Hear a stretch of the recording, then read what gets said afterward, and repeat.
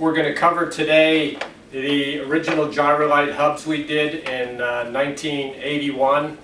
And these hubs were a kind of a harebrained idea I had, I guess. I wanted to make a different looking hub.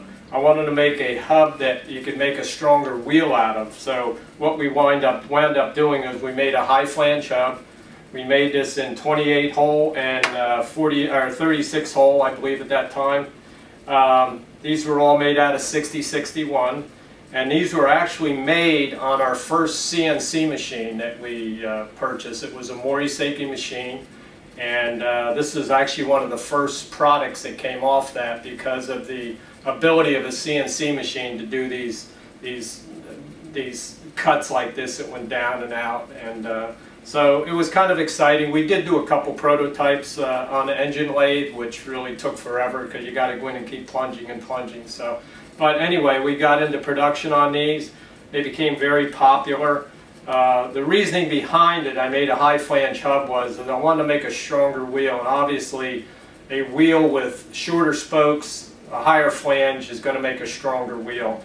And the aesthetics of it was very, very important to me. So we only did it in a freewheel design at that time, the strength of this hub was phenomenal.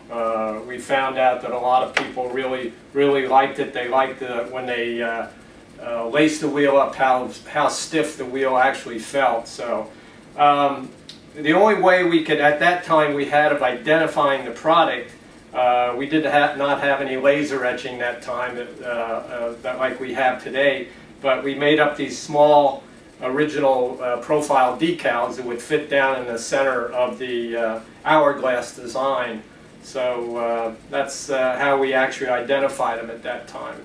A lot of the pros that rode for us rode these hubs early on, and then we came out with this hub was available with two different axles. We had a hollow titanium axle, which was this here, was really light. We had an aluminum axle, and we also made this in a chrome moly axle.